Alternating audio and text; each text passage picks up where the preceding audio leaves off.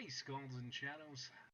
Thank you so much for tuning in to part two of the Past and Future Secret in celebration of Blind Guardian's Legacy of the Darklands album just released today. I hope you enjoyed part one with Ika Buxa discussing the Past and Future Secret that was the Blind Guardian Open Air Festival.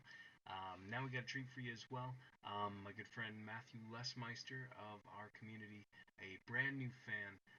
I gave him a list of three albums consisting of Follow the Blind, Nightfall in Middle Earth, and At the Edge of Time, all of which I feel encapsulate a small part of the variation in Blind Guardian's history. So we'll hear his thoughts. We'll come to a conclusion of what he recommends to new fans and what I do as well. And I hope you enjoy. Without further ado, welcome, my friends.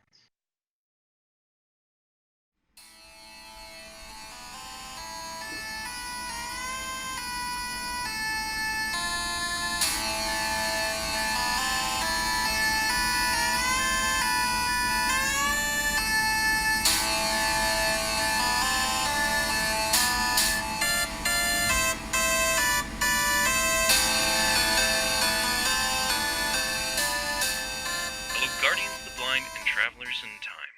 Welcome to Podcast from the Twilight World. I, as always, am your humble bard, and with me today we are joined by our bardic brother from the community, Matthew Lesmeister.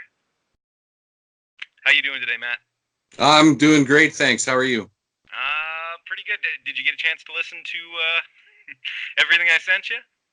I did, yeah. It was a lot to take in being well, I wouldn't say new fan. I've definitely obviously heard of them before because they have made an impact, but I never got too heavily invested into them. Cool, man. Well, Matt and I have been friends for a long while. He's a huge Ozzy fan. I'll put some of his collection here. He's very kindly sent me some videos, not some videos, some pictures. He's very kindly sent me some pictures of his collection.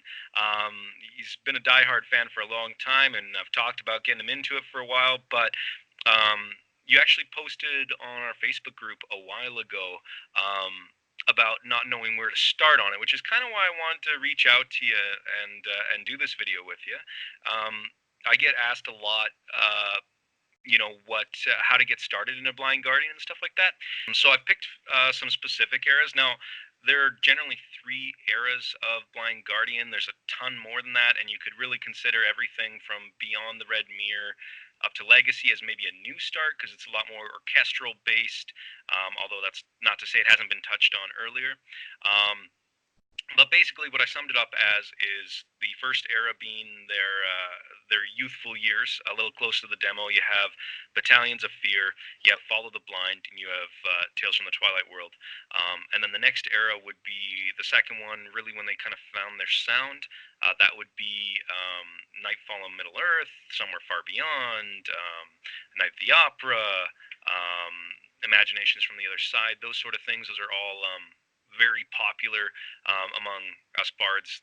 Those are kind of like the true blue Blind Guardian albums. And then the last era, which is the modern era, which really consists of A Twist in the Myth, At the Edge of Time, and like I said, to a lesser extent Beyond the Red Mirror, but really you could consider that almost its own genre as well, even though, I mean, there's a lot of crossing. Blind Guardian doesn't sound the same from album to album, which I'm sure you kind of know now. Yes, I've definitely found that out. But let's go back a little further than that, because like I said, I've known you for a long time. Right. I know you're a huge Ozzy fan, man. How did you become an Ozzy fan? When did you first hear Ozzy? How did that all start about? The first time I ever heard Ozzy, I remember it like it was yesterday. I was in grade 6. So yeah, a little late to the game, but I guess better late than never, right? And I'd like to say, or take credit, I guess, and say that I discovered it myself, even though I was shown it. I wasn't specifically shown Ozzy. I went to a friend of mine, his house, and he had the Beavis and Butthead Do America soundtrack, and we were listening to it. I don't really remember what else is on there. Obviously, it wasn't worth remembering because there was only one standout to me, and that was Walk on Water. And I had it hooked in my head for I don't even know how long, weeks, months, years. It's still in my head, even I guess to this day. If we start to backtrack that way, yeah, definitely that's what got me into Aussie. And then going into junior high, I had another friend, and I talked to him about it, and he's like, "Oh man, I got like all this stuff." And so, well, now that's a different story for a different time, I guess. But what got me into Aussie is Walk on Water from the Beavis and Butthead Do America soundtrack. Okay. And so how did that start? Like, did you buy a full album? Let's do it cover to cover. I mean, there's a lot of ways you can kind of start listening to a band, right? So how did that all come about? Right. Well, what happened was back in the Napster days. I mean, I was a kid, right? And Yeah. everybody had it, and I downloaded Walk on Water naturally because that was my go-to, and that was the only thing I had heard. And then I downloaded War Pigs, and then I downloaded Bark at the Moon.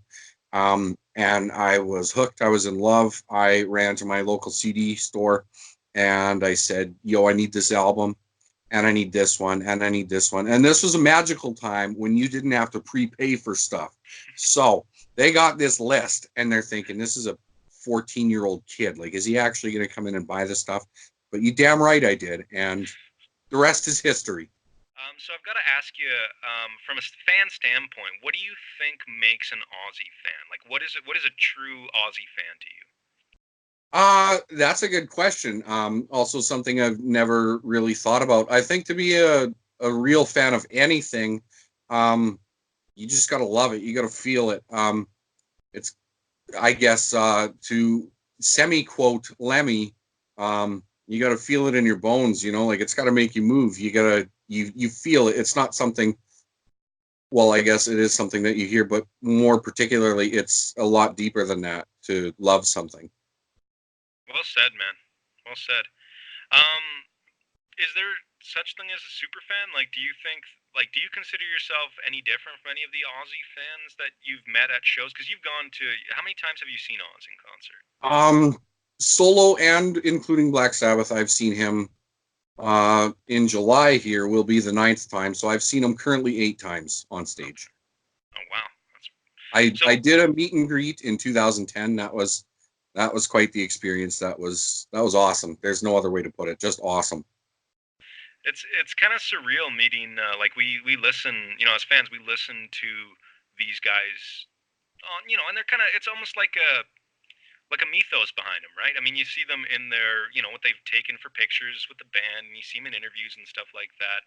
And it just, meeting them in person feels, I mean, the first time you meet anybody, I mean, the first time I met Hansy, it was a surreal experience too, but I'm pretty sure I stuttered like the whole way through it, right?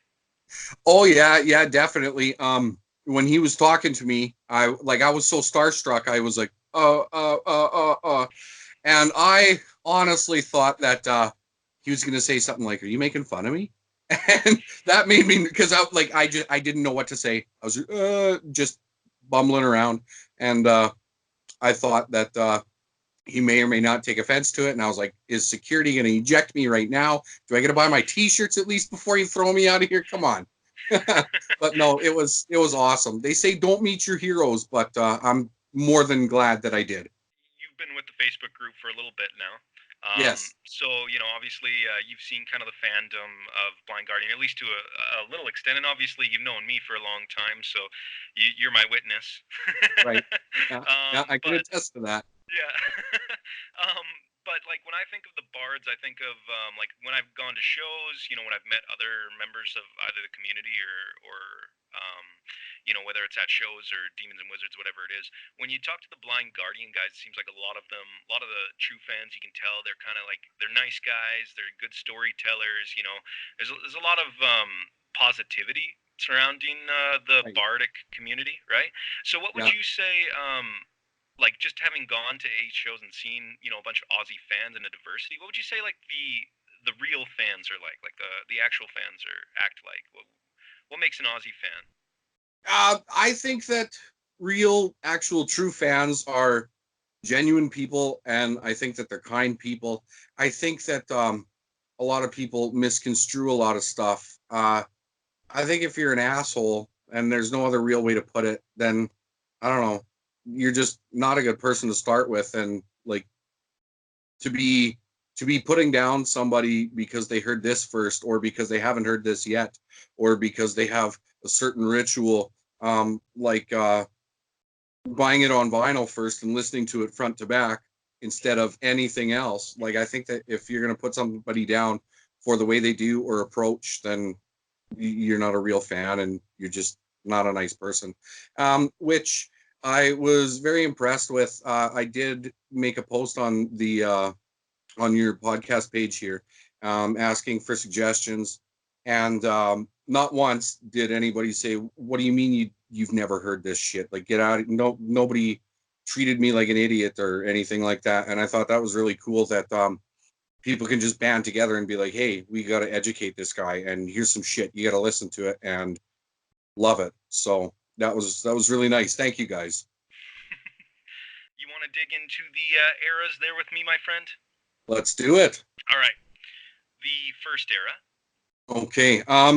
I would just like to note that I'm not being rude. I just made some notes on my phone that I'm going to be referencing, because like you said, they have a lot of ground to cover, and I've barely cracked the surface. I feel like, and on top of that, it was a lot to take in at the same time, and so I figured that I would take some notes so that because I mean, when you're ingesting that amount of information in that little time, it can be overwhelming, but I got through it and I enjoyed myself.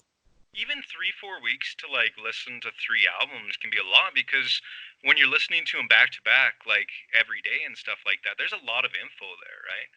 So era one, this is the era I call Fast to Madness. Which is one of one of the standout tracks off Follow the Blind. Now, like I said before, really you could put any number, like any of the first 3 albums in this, including the demos. You could really put the Lucifer Heritage demos in there as well. Right. But it consists of Battalions of Fear, Follow the Blind, which is the one I chose for you to listen to, and then Tales from the Twilight World, which, as you can tell, I'm a fan of as well. The podcast is, named after it, right? So Yeah.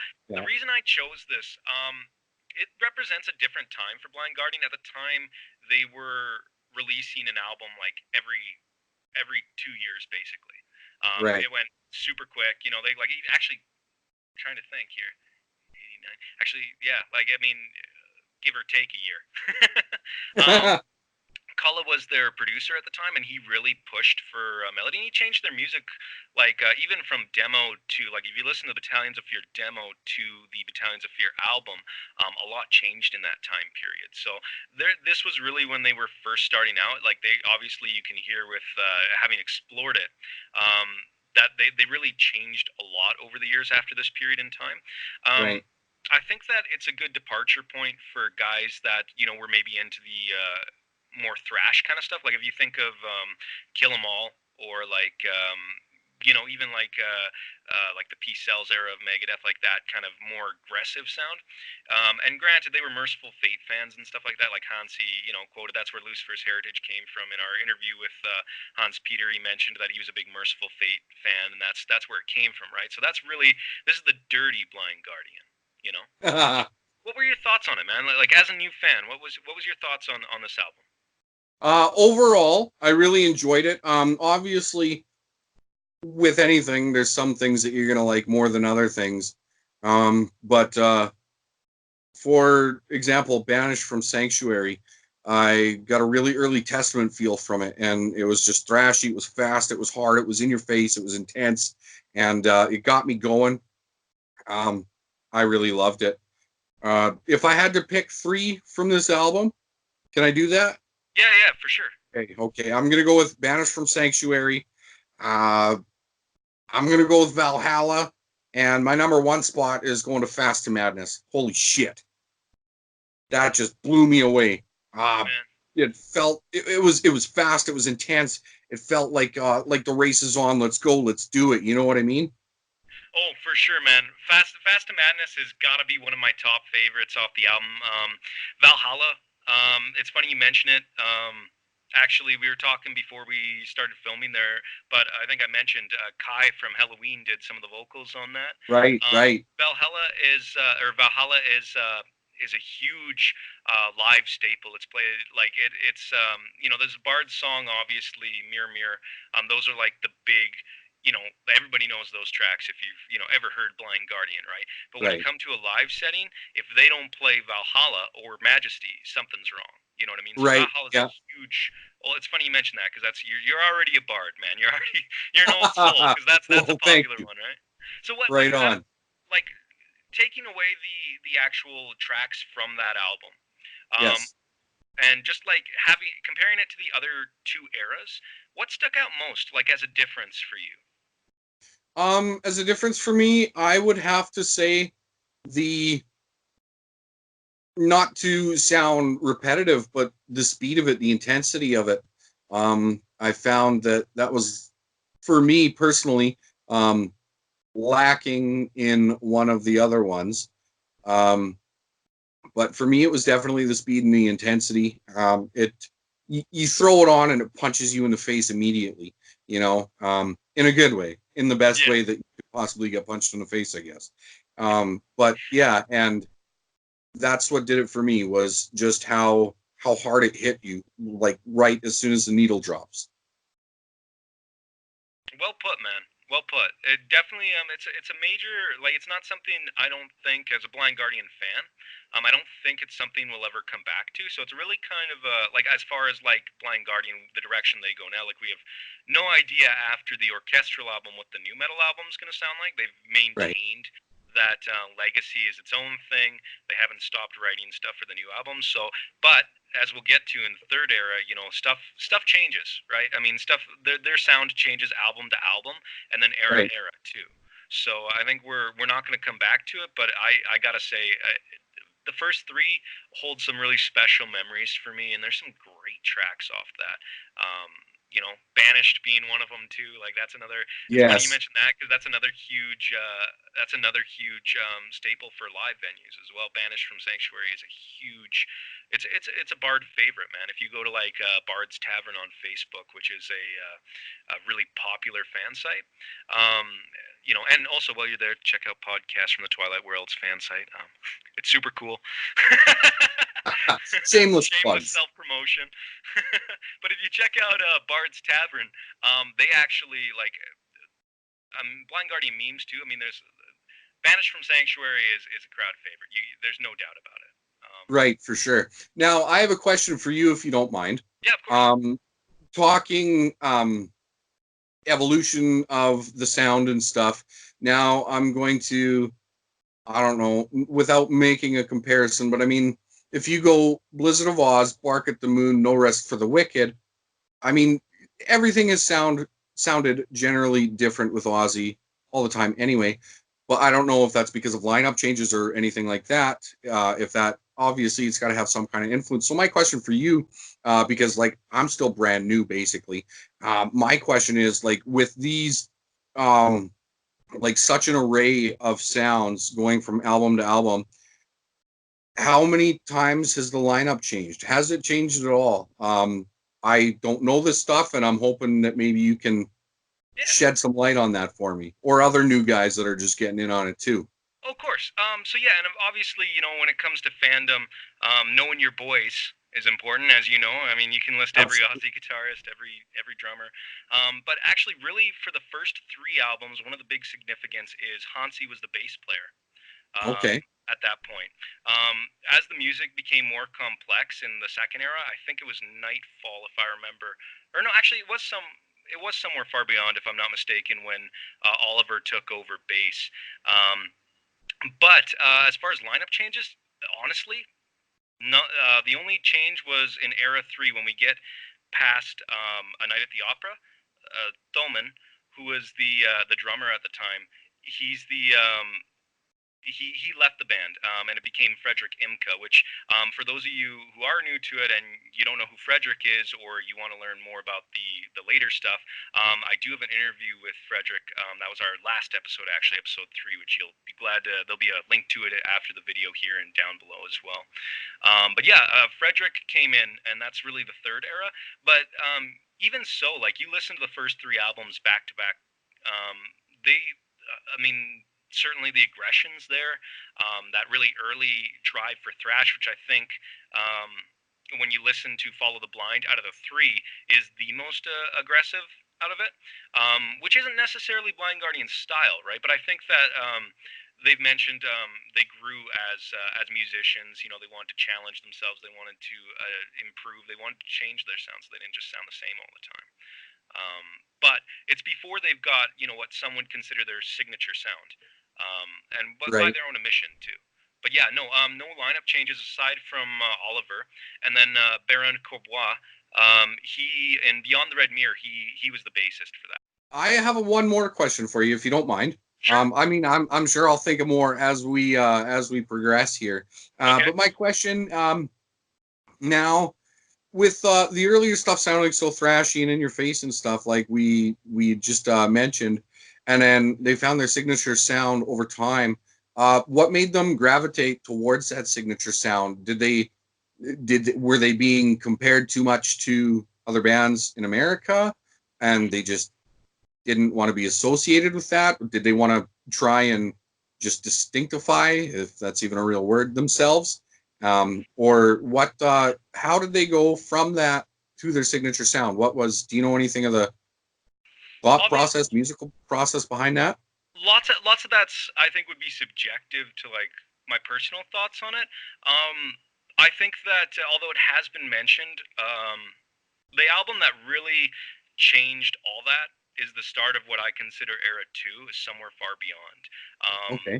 uh, and again, this is my own speculation, so spoiler, guys, or disclaimer. I mean, this is my opinion. This is not at all what, you know, may or may not have happened. This is just my thoughts on it. They Right. also had a little more control over their sounds when they switched to Virgin Records as well, because they had their own studio.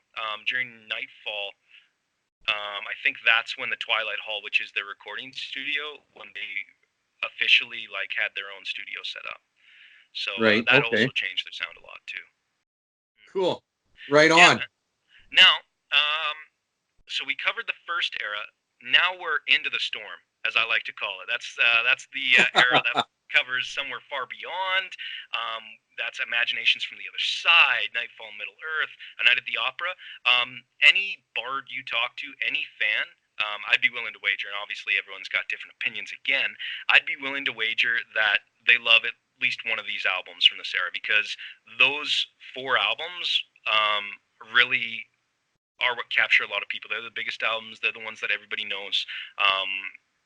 But the reason I chose Nightfall and Middle Earth is because it has a really close place in my heart, because it was, you know, I waited for this album. I didn't hear it before it. This was back in the days of the old CD Plus stores, when there was CD Plus. I had to We're order it from dinosaurs. Germany.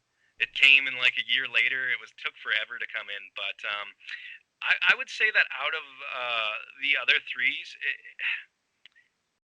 it can really, that this era can be summed up in Nightfall and Middle Earth, in my opinion.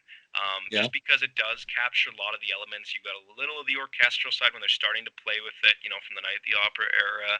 You've got the old kind of, you know, kind of Celtic, Tolkien feel. Obviously, Tolkien, the whole thing is Silmarillion, but you got a sort of Tolkien feel, that they touched on in Somewhere Far Beyond. But you also have the concepts of Imaginations from the Other Side, right? Which, I mean, granted, that's not a concept album. Beyond the Red Mirror is a sequel to it, and only a couple of the songs ended up being worked into a concept.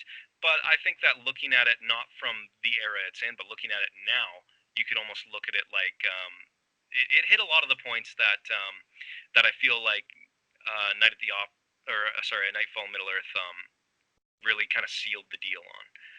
Also, it helps that it's, you know, a lot of people identify with the album. It's probably one of their more popular ones, I'd say. Right. that and Somewhere Far Beyond, I think, are really their biggest. Of course, Night at the Opera is huge too. But I think Night at the Opera for a fresh fan would be maybe a little tough to get into unless they were really into the symphonic or orchestral stuff, really complex music. Nightfall's just got a great feel to it, but that's why I chose it. But what I really want to know is what's your thoughts on it, Matt? Being someone who hasn't heard it, what did you think of this selection? This may or may not be an unpopular opinion, but I know you guys are all pretty diehard, so I'm gonna take my chances and say that it's going to be an unpopular opinion. But it's my opinion, and I'm not gonna be an ass about it. I'm just gonna tell you exactly what I thought. For me personally, it was my least favorite of the three that I've listened to. And let me explain why. It's not particularly the music. It's for me personally, like you mentioned Tolkien. Did I pronounce that right? Yeah. Like like the story, that is another foreign thing to me. That's something that I've never read or indulged myself in.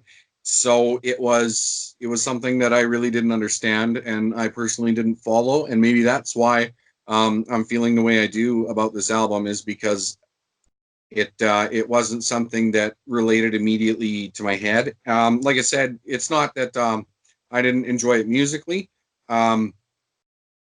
If I went through again and I just on CD this time and just skipped through the war scenes and battles and speech, I think that I might enjoy it a lot more, just because I don't know. Is this am I making any sense at all?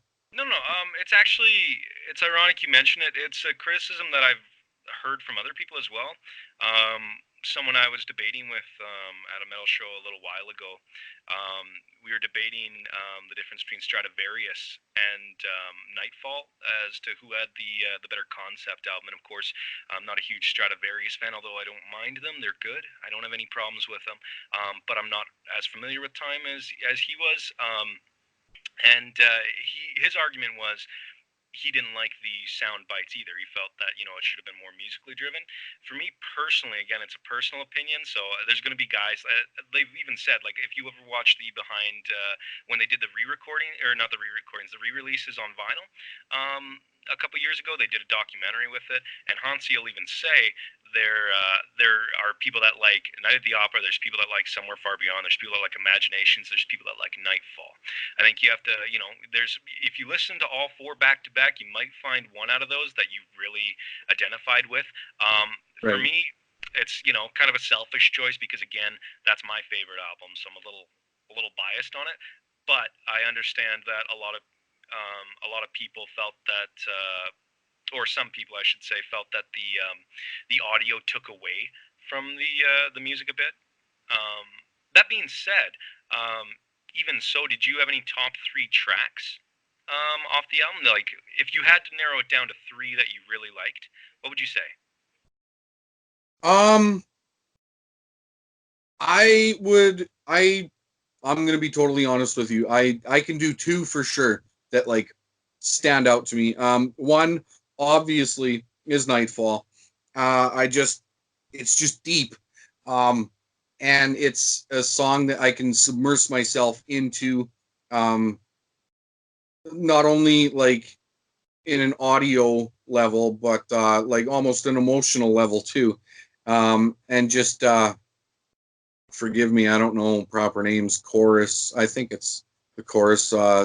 When they're repeating Nightfall, it's relaxed, and maybe it's old Matt coming back, but I just picture me and a group of my friends around a table, and we got our beers in our hands, and we're going like this back and forth to it, and it's a feel good song, you know what I mean? And it just really amped me up. It was a little slower than the other songs that I had mentioned before, but it just got to me. It got me going, and I really enjoyed it.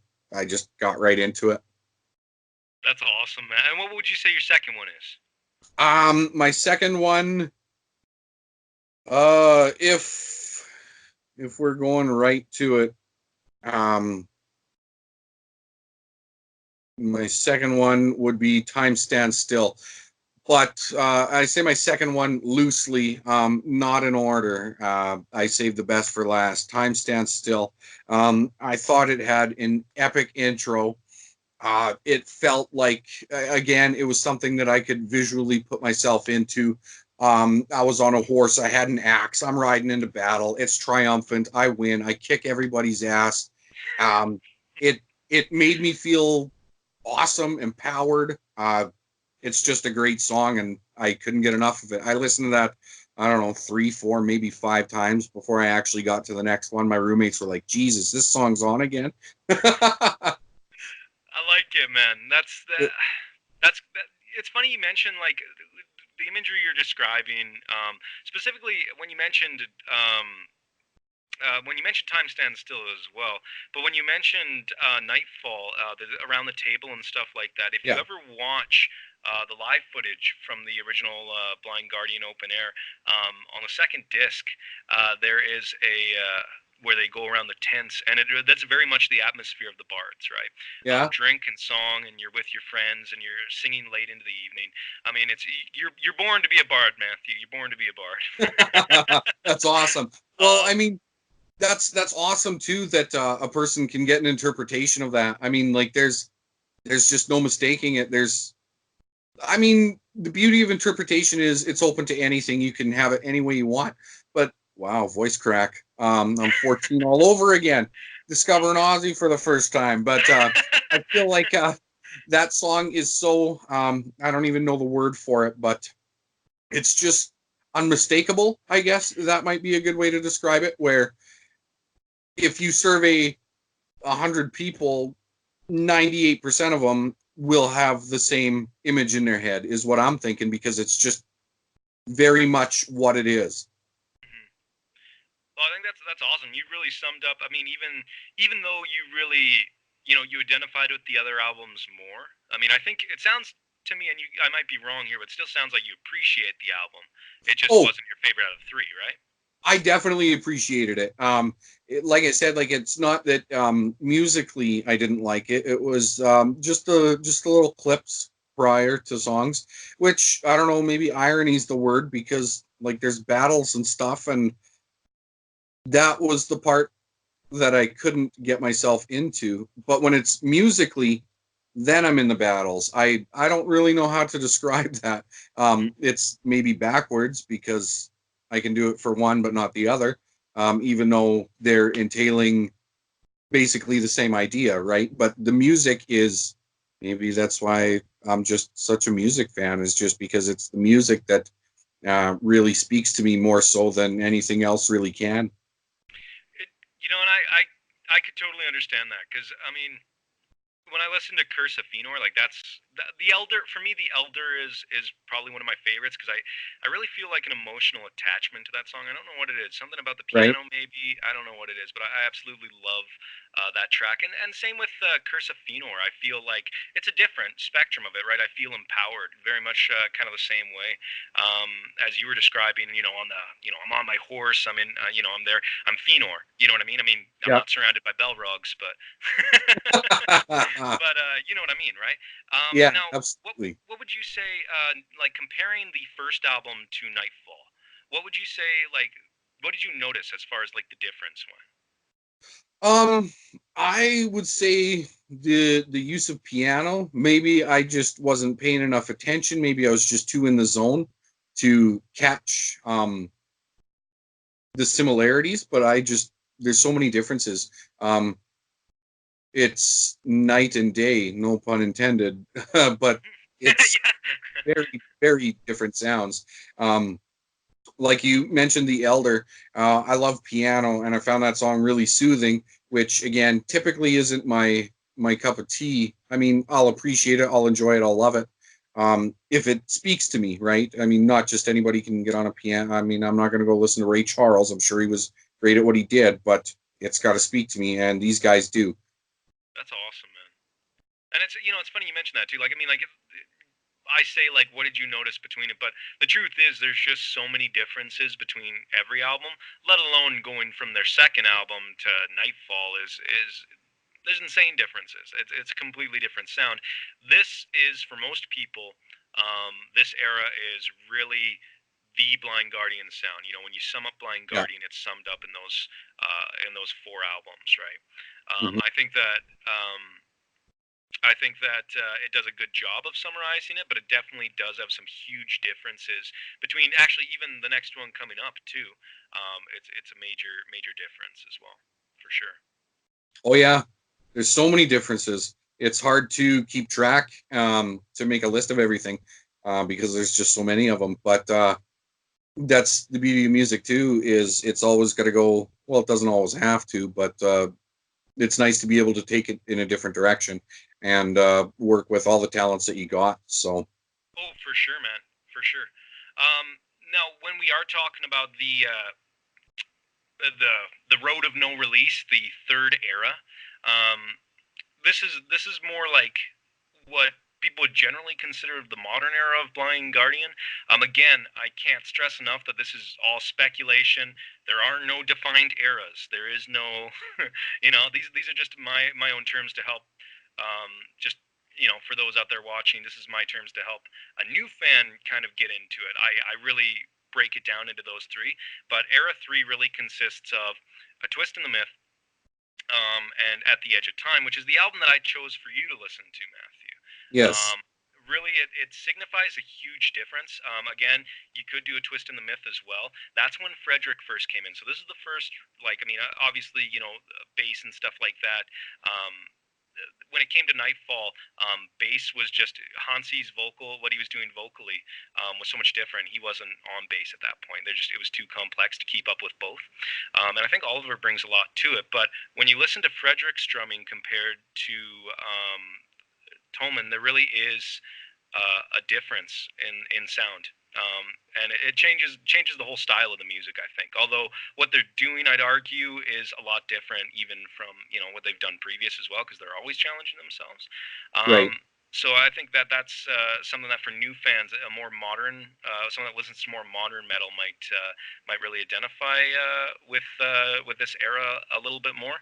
What were your thoughts on At the Edge of Time, Matt?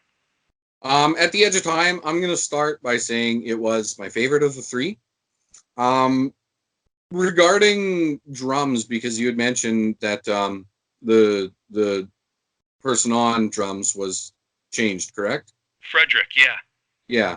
Um, See, me, I've always been a, a singing guy, and I've always paid more attention to that than anything.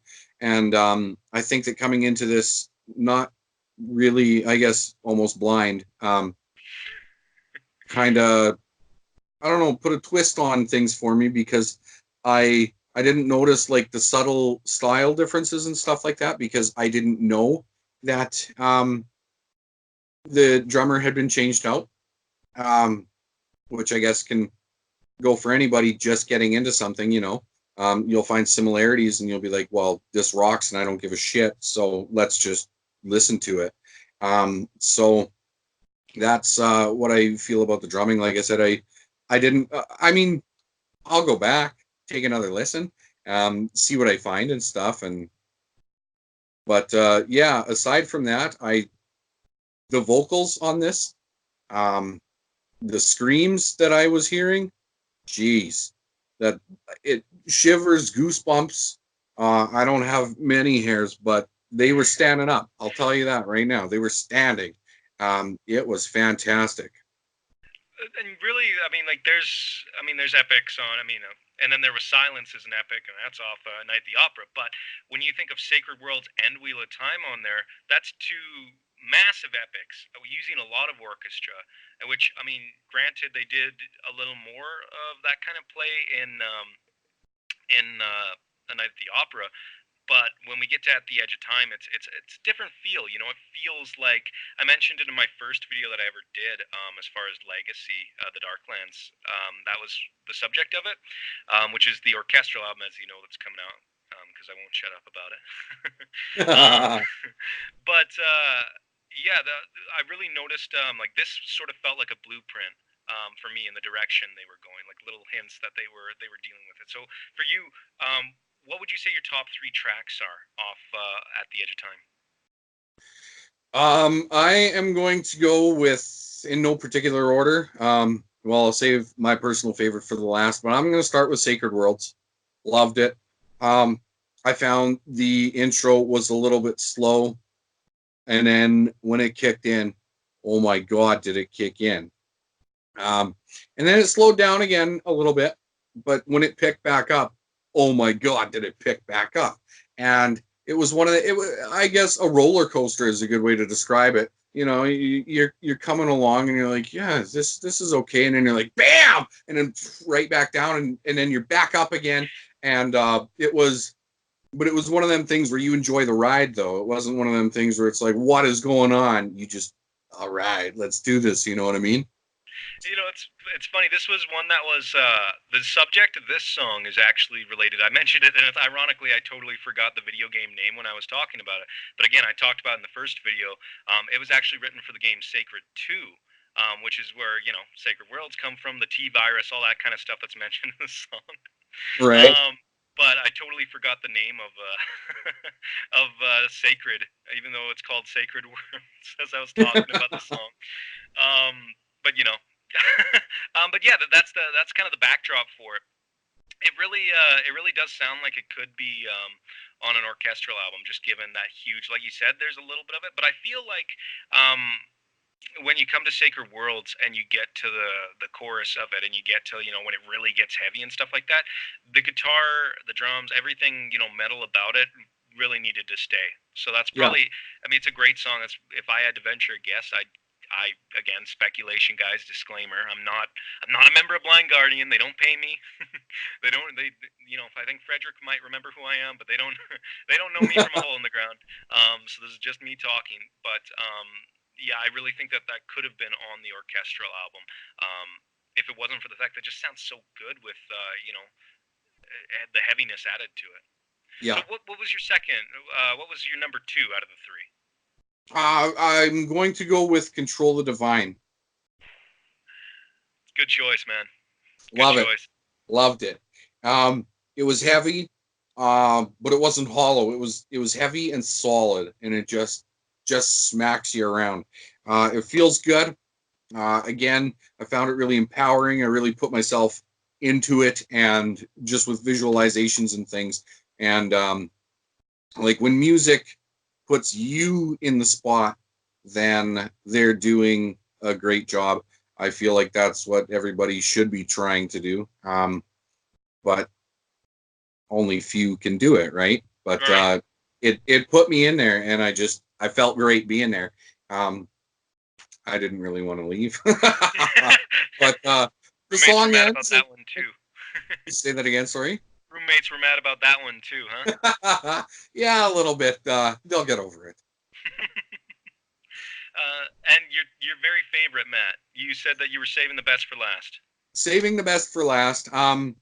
So it's my favorite on this album, and I'm gonna have to give it, from what I've heard so far. I mean, sometimes you can't be the king forever, but this is the heavy hitter. This is the champion of the world for me right now. Ride into Obsession. Yes! Ride into Obsession. Oh man, I'm so glad to hear that. That's when my roommates got pissed. It's one thing to hear the same song over and over, but when it gets louder each time and each time and each time, the floors are rattling. Yeah, enough is enough for them, not for me. Never enough for me. So what separated it from, say, Control the Divine or Sacred Worlds? What really stood out in particular for you? Because you said that's your favorite out of like all 3 of the albums. Is that right? Right. Yeah. Right. I think it's that most of it was just so fast, and I mean, playing slow takes talent. Playing a guitar, period, takes talent. It's something I can't do, and I'm not going to say that I could ever do it any better than anybody else. But when you're cruising like that, and that's the only word for it, because just blazing through it, like how, and it's just such an appreciation for it. And I don't know, I like to play air guitar, and like just to move my hand and think, how does this guy's hand even move this fast? And that's just the hand I'm picking with, never mind all over the fretboard. It's just, I don't even know how to describe it. It's some like, geez, man. It's fast, it's hard, it's in your face, it's perfect. It was the best. That's really cool to hear, man. And it's funny that this was your favorite. Like, out of the 3 albums, which would you say is your favorite? My favorite album? Yeah. Up to everything I've heard, and I mean, I know I've got a lot of land to trek across with these guys. There's a lot, but yeah, At the Edge of Time is I'm giving my number one spot to right now. The album itself just blew me away. The others were good in their own rights and in their own aspects, but this, I don't know, this one stood out to me. It hit me the hardest, and I think a lot of it had to do with the speed. I've always loved fast, and because to me, I mean, yeah, we've all got sad days and we throw on some slow stuff, but generally, I want music to pick me up. And I was having a great day. Well, great days over the course of time. While I picked great days that I was having, specifically to listen to this, just so that I would have a really positive attitude about it, more so than if I hadn't been having such a great day. You have a shit day, you throw something on, and sometimes you don't give a shit. But I wanted to make sure I was in a great mood, great state of mind, and this delivered. This punched me. This picked me up, carried me away, just so fast. So fast, there was no coming back. I didn't have a chance to turn it off, turn it down, just one after the other. I'm so happy to hear that was your experience with it. It's funny, being an Aussie fan, like, and everyone will have seen by now, if they watched the beginning of this video, they should have seen that you're a huge Aussie fan. And not just Aussie, Black Sabbath too. Like, you have every release by both, multiple versions of both. You have singles. I mean, like, you're a huge fan for Ozzy, so I would have pegged you as Era One, hands down. I thought, Yeah. I didn't think Nightfall would really resonate with you because there's not. I mean, I'm not as familiar with Ozzy as you are, but I don't get a whole bunch of orchestral feeling out of it. So when it comes to At the Edge of Time, I would have for sure gone that you liked, the more thrashy angle of it. But I think that's really cool that you found At the Edge of Time your favorite. That's really cool. Well, see, like I said, it was the speed. And now here comes another unpopular opinion, perhaps. Comparing the Guardian to Ozzy, I hopefully nobody comes and punches me out for this one, but I was a Zakk Wylde guy. I loved Randy, I loved Jake, I loved Tony, but to me, Zakk's untouchable. He's a genius, and I mean they all were in their own rights, but Zakk just ripped it, and I can't help but feel the way I do. Everyone's going to have their own opinion on everything, and when you're hitting that hard and that fast, it's a KO. You know what I mean? There's no coming back from it. It's just, that's it. That's the only way to describe it. It's kind of crazy to hear. Now, for those of you fans of Ozzy that are watching this, somehow you found the Blind Guardian one, or maybe you're a Blind Guardian and Ozzy fan.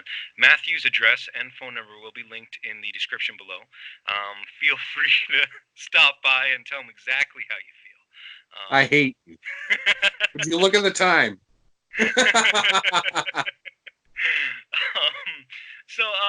Now, just stepping back from Era 3, although I do kind of want to know how you felt, like, comparing all three of the eras, what you really noticed transitioning through, and what did you really take out of it, and how they've changed and adapted? What stood out to you?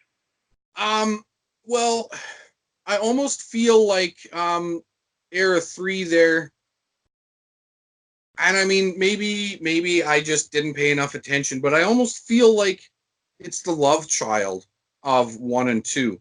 Like 1, you had the thrash, you had the speed, you had all those elements. 2, you got into pianos and I don't know, melodic sounding sounds there.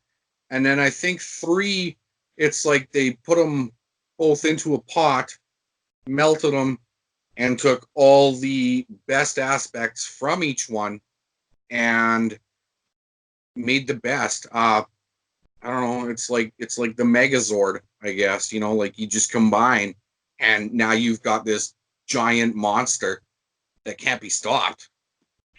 It's kind of funny that you say that because from someone who wasn't a Blind Guardian fan, and maybe not. I don't. We're gonna get to that too. Who isn't traditionally listened to Blind Guardian before this. To hear you say that about At the Edge of Time makes me kind of see the discography a little differently now. Hearing now I got to go back and listen to the whole collection and try and pick out what exactly changed in each one. But it's funny that you mentioned that because maybe that's what Blind Guardian's been going for all along. They're adding bits of the old, bits of the new, and adapting and changing it. I mean it's an interesting observation. It really only could have come from somebody who is brand new to the fandom. I think that's pretty cool.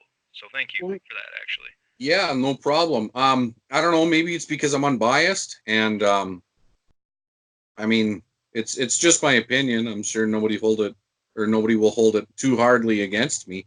But like in the third, they've got the speed of the thrash without sounding like thrash. They just took the speed of it and threw. I don't know what the word is. I'm not musically inclined at all, but they threw like it sounds like harmony. It sounds Yep. like harmony. Yep. Like if I die and I go to heaven, that's a shit I'm gonna be hearing on my way up. And that's You know? that's one of the things that changes from the second era to the from the first era, and that kind of signature Blind Guardian sound. Because Yeah. Hansi's also gone on record and said he's a fan of Queen as well, which most people know. But he layered his vocals now.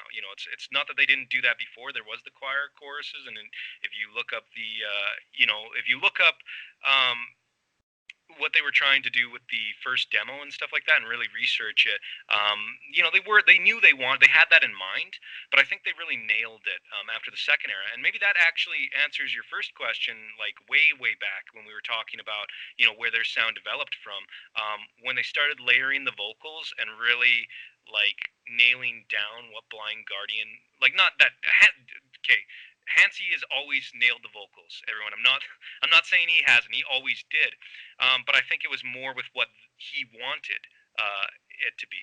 And I think that the third era maybe sums up, an apex of what that became, right? Like that's. Yeah, right. Um, I think like kind of when you're talking about like layering vocals and stuff, and that he nailed the vocals all the time, and where am I going with this? That he did what he wanted to do. I think that's like you got to do it. You got to do what you want to do. Of course, you want to sell stuff. Everybody does. But if you're not doing what you want to do and you're just doing something that somebody else says, hey, this is going to sell records, or I really don't care what you think, you're going to do this because I'm producing it and running the show, then I think that it's bullshit. So these guys are definitely genuine. They're doing what they want to do, and they know we like it too.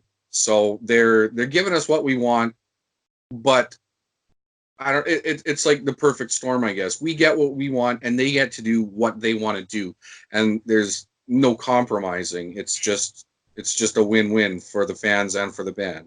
Well, and I think that's the thing about Blind Guardian is they've never tried to sound like anybody else, and they've gone on record Right. and said that in interviews too. That is just what comes out when they play music is Blind Guardian, and thank God it does because it really it's what we love, right? And I think that Yeah. if you were to talk to them directly, and I can't say for sure, but in the interview for Hellfest, it's demons and wizards, so it's a little different. But I think that Blind Guardian just always does.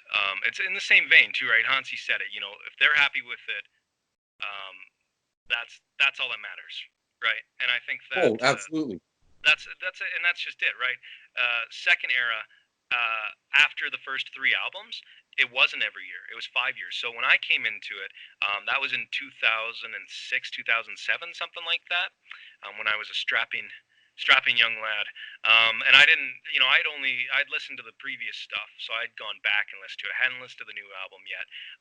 And then I did, and it left me wanting more because at the edge of time, let's see, 2000, yeah, so 4 years. It took 4 years to come out. And I had no concept of this, right? Because bands generally release albums all the time, right? But it's Right. because they were taking that time to really develop, make sure that it sounded A, like Blind Guardian, and B, sounded real. And I think that's what At the Edge of Time captures for me. That's what everything since Somewhere Far Beyond really, really captures, is that each album is different because they take the time to think it through. You know what I mean, musically and subject too, right? Oh yeah, definitely. At the end of the day, long story short, if you're not doing what you want to do, like if you're living your life for somebody else or somebody else's ideas, you're doing it wrong. We're all on borrowed time, right, from day one, and I think to deliver to people anything besides what you want is just false advertisement. Because you got to do what you want, and then the people are going to decide if they want it too. You know, um, and when you're a fan, you're a fan, and you're going to want it. You're going to keep coming back for more, um, and that's just it. Well I said, feel man. like. Well said. Well, thank you. Now I'm gonna go back because I'm totally just getting lost in the mythos of Guardian, and I could talk about it for hours. But this video is supposed to be, especially for the person who's new to it.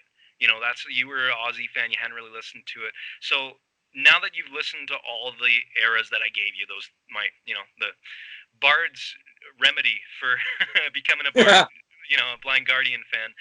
yeah. Now that you've listened to it all, has this experience changed your opinion of Blind Guardian? Um. Well, yeah, because I mean, I had heard bits and pieces through friends, YouTube, stuff like that. The internet's a wonderful place. But yeah, you get credit there. But to actually be able to get into it myself is definitely a different experience because I don't have somebody else in my ear to to influence, I guess.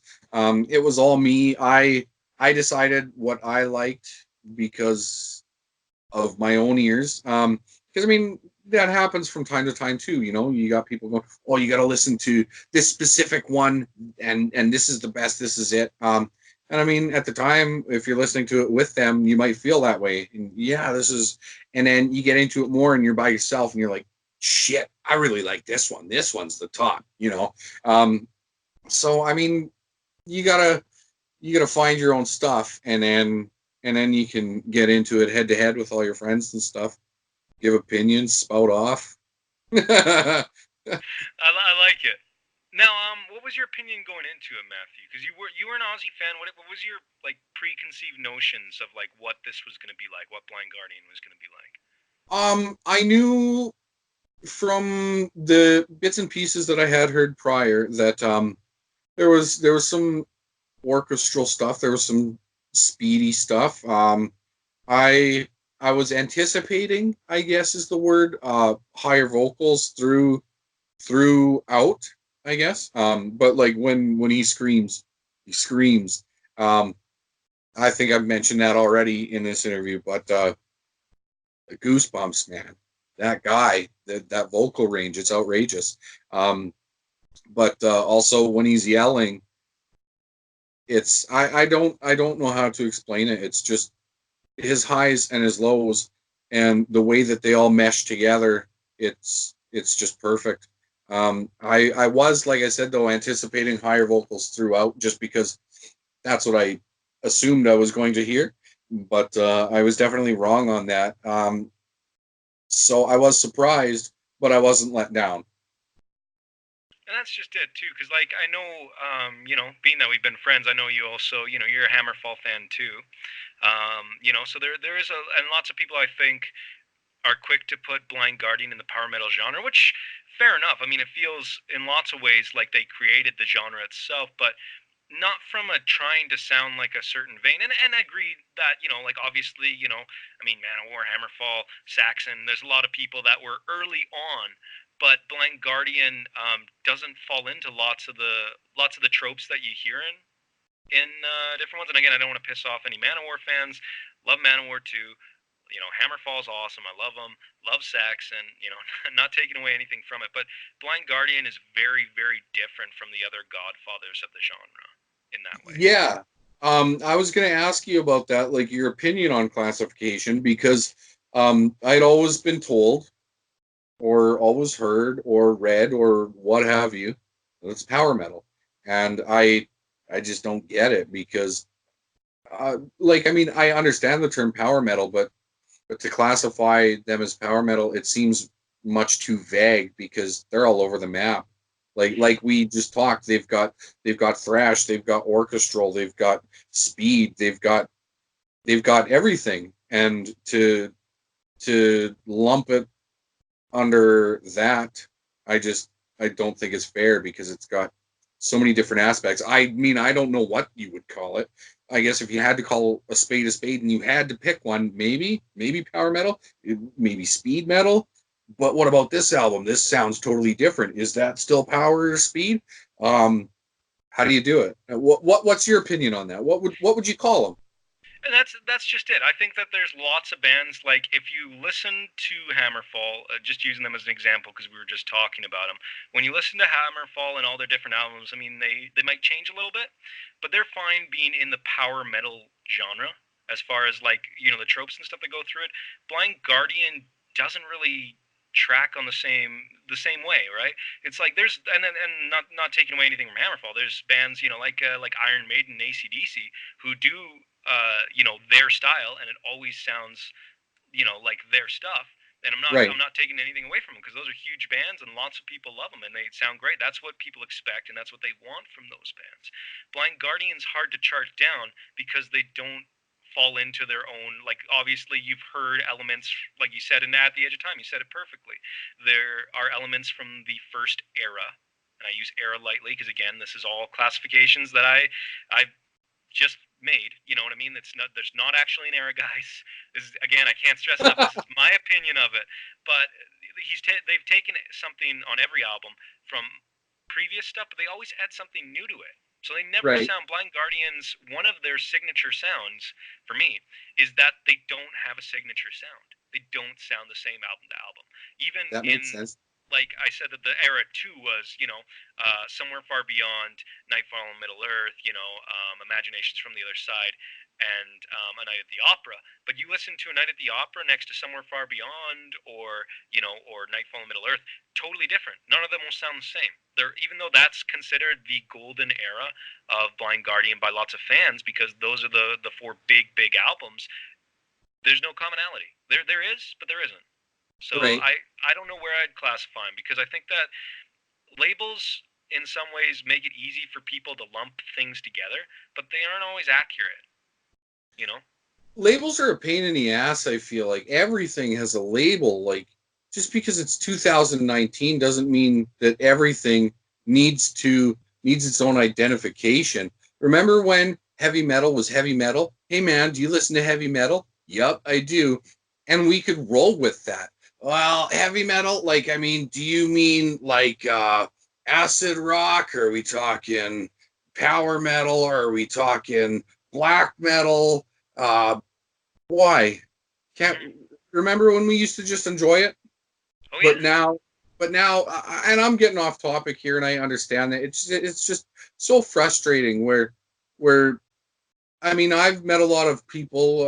I've heard them referred to as elitists, but if you don't like a certain genre of metal, you're not cool. You don't fit in. They don't. But I mean, like, can't we just rock and roll together, all of us, Hmm. No, instead but of shitting on each other? totally. And it's like You we're know? already a community of people, metal in general.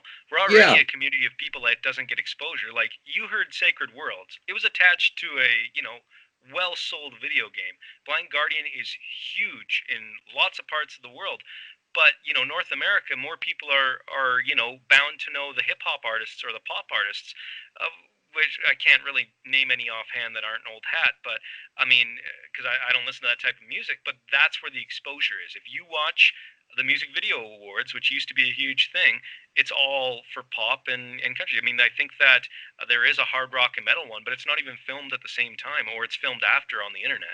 We don't have that same exposure, so it's really important that even as fans of different genres of it, I don't listen a bunch to grindcore. I'm not really a harsh vocal guy, but I can appreciate that somebody likes that energy. I can appreciate the musicianship behind it, just because it's not Hansi singing it. You know what I mean? Like, I mean, there's no reason why we need to attack each other, right? No, exactly. I agree 100%. I think that metal as a whole is still misunderstood. It still can be misconstrued as a scary concept.